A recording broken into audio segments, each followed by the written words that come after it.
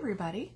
So this is my video for new scrapbookers. Originally it was supposed to be posted on the 18th. I had posted in the group asking for some suggestions of what new scrapbookers wanted to see that wasn't covered in the first 3 videos. I didn't get any responses, so I wanted to take a little time and kind of think about this. So I really wanted to go with a kind of finalizing what I've been talking about this whole time, and then also show you the next step. So here is okay, let me start it this way. And if anybody's noticed there's a little change in hair color here, I did go back to red. I decided at almost 51 years young, I was a little too young to let the natural gray and salt and pepper show. So I've been feeling like I was missing part of my identity, especially this last year, so I'm back to normal.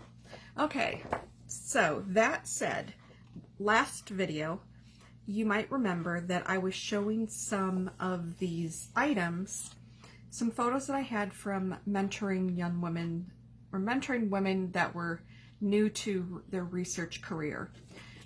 In most cases, I did this for 4 years. In most cases, it was somebody who was out of college a couple of years, and they were either looking to move up in their position, they were looking to grow and understand the industry more, they were looking to maybe make a different change in their business. And one woman was actually more mature, and she had actually shifted careers entirely.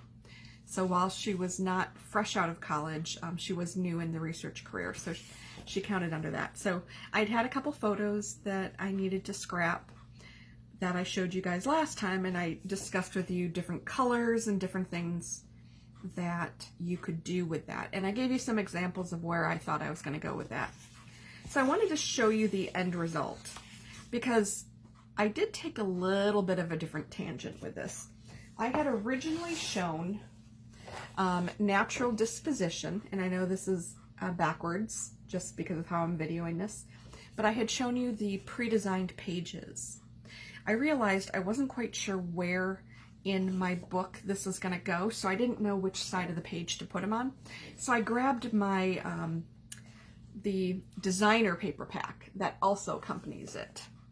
And so again, it still had those very neutral colors, and that's what I ended up using for this. Now, I will say, I always have this little weird quirk. I can't always just stick normal. I have to sometimes push the boundaries with color a little bit. So I introduced a color into here that was very, very subtle in these photos. You wouldn't even know it was there. And truthfully, I don't know if it fully works, but it's on a page. I can move on to the next photo. That's the one thing to remember. You do not have to have every layout be perfect.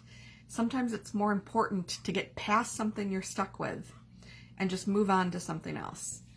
Getting the information down, getting the story down, that's what's important. Over time, your style is going to change, you're going to change, and it's okay that every page, some folks want every page to look exactly like every other. Some folks want every page to be whatever inspires them based on the story from that page, the color from that page, anything. So without further ado, I did 3 pages because I had 3 sets of photos. I really only had 1 or 2 photos for each page, so it wasn't something like my normal layouts where I try to put 3 to 4. So I had to get a little creative with this. So here's the first one. This is a tan background, and if you guys remember this photo, I originally was thinking if I had tried to use some kind of browns, if I went oranges, it started to wash it out a little bit, so I was trying to toy, do I use the navy background? I ended up deciding to use a tan background, and the reason I chose this paper versus others is I saw the wheat in here, and then kind of that imprint here, and while it's not wheat, I thought it was, a nice enough combination. So then, what I also ended up doing here was I brought in a green color. Now, this is where it gets a little weird. Green is a pure contrast to kind of that rust color. But one of the things that's hard to see is on my coat and on her, what are those things around the neck? All of a sudden I'm blanking, but her scarf, there we go. It actually has green in it. So I decided to play with the, instead of all going monotone, I decided to play with the contrast feature that we talked about in, I think, video 2, that might have been, the color contrast. So if you have not seen that one, you definitely want to take a look at it. So what did I do? I wanted to pull in again something that was gonna kind of do a, do this little triangle of the wheat and, floral kind of thing. So I created this border on the bottom. And then I wanted to mirror the green over here as well, again, to get this triangle of color. And I journaled on this. So you can see, handwriting's not the best, but it doesn't have to be. If you really hate your handwriting, you can always type it out. And if you have a laser printer, go ahead and print that out. You could do inkjet as well, but just make sure you use a page protector, because the paper with the inkjet can cause some issues. Laser printer has toner in it, and so therefore it's actually a better print in terms of being scrapbook usable. But as long as you use a page protector, it doesn't matter which style that you use. And then in the center here, I just have something that says hello. So the story is, this is the first time that we met in person. This is a year-long mentorship where for six of the months they want you to meet in person, and the other 6 you can do like phone conversations. That's kind of the expectation, and of course it changes up based on how busy people are and everything, but that's what you sign up for. So we'd had a phone conversation. This was the first time meeting in person. So that was that layout. Also that same year, so this photo was taken in 2018. Also that same year, I did attend an event, and this time I decided to go with the kind of monochromatic look. So there's a lot, when you look at the photos closely, there's a lot of what you can sort of see as very neutral colors of tan and black, and then sort of brown. So I decided, I found some paper that would work for that. And so what I did was I actually, if you notice, I double matted this. Now I'm sharing this, and I think you can see that on the kind of this brown shimmer, it actually has a little bit of a shimmer to it. And that's because I didn't want everything to fall completely flat. And then this was actually a journal card piece in one of the embellishment kits. And so I just used that. And then again, I did add, looks like one of my gems fell off. So I'm going to fix that right now with some of these gems. And I know that can definitely happen. So I still need to put something up here. I thought I had a border cartridge. And last night, when I was down here making this, my senior girl decided to start snoring. And I did not want to wake her up by the noise that using the border maker system does. So this morning I looked for it so I could quick add it. Turns out that's one of the cartridges that one of you lucky ladies got off me when I was selling some of my used cartridges back in December. So I still have to find one thing to put up top here. But what I did was I just simply put the 2 photos, double matted them, pulling in the normal colors, keeping it similar with this background of the browns. Added this, and then I added a gem here, and then a gem here and here. And this was just a regular scrap that I had, that I just kind of, and you can tell it's not perfect. Those are not even, but I just made points on either end, and then made a larger version to mat it, again, to keep with the double matting. And then this just simply says 2008 WIRE event. WIRE stands for Women in Research. So once I add something up here, this photo is completely done. And the last one that I did was this one. So again, I actually do need to add a little bit of journaling to this, but I put the key stuff right up here. It's a little hard to see, but it's 2019, and I wrote her name. This, again, was one of the later season visits that we had in person, so it was not a first visit. Because of the darkness and on this one, I could have actually also used this with this same paper, but I felt it was going to be too much, too brown. So what I decided to do was I was going to actually put it on something darker. And then I did matte this as well. This is on a black shimmer paper. You can kind of see it there. So the matte is black, so it kind of helps it stand out a little bit more. And then I wanted to also emphasize the fact that with this paper, you've got all these little specks in it. So I ended up using some kind of shiny bling, little hard to see there, but there you go, which says "Be Happy," because this was one of our final meetings as we were finishing out the mentorship year. This was in November. So I've got a little die cut that I buy off of Kira Sorter. I think this is one of hers. You have seen me post about her group previously. She makes these and sells these for about $5 to $6, sometimes up to $7. Very cute. And this says "Smile for the camera." So this is sort of a little bit, again, more monochromatic. Kind of all in the same vein. This is doing different shades of it. And now I know what happened because the gem, again, on the bottom just fell off. And then this is sort of that contrast. So the last thing I wanted to just quickly mention in this video is, okay, in video number 1, we talked about as long as you know which size you want to do your layouts with, you can always get the albums later. So if you do go that route, or you've scrapped some photos, but you're not quite sure yet, maybe you're a chronological scrapbooker in terms of how you want the book to look, but you might not be a chronological scrapbooker when you actually create the layouts. So where do you store these until you're actually ready to put them in the final album? Now, I scrap by theme. So for me, it does not matter if years are out of date.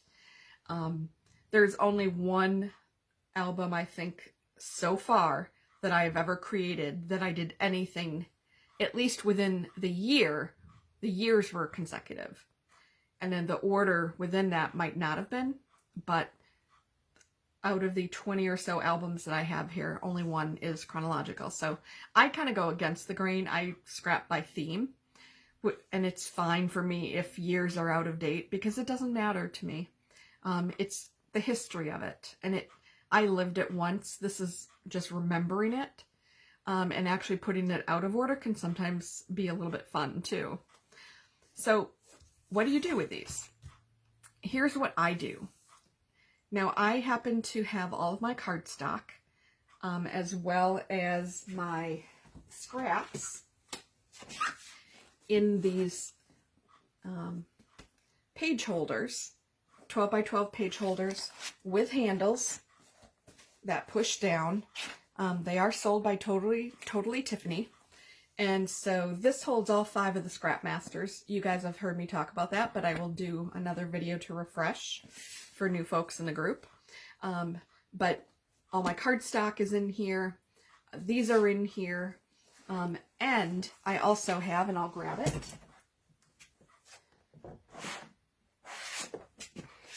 I have something here, and you can label it with a Post-it note or anything you want.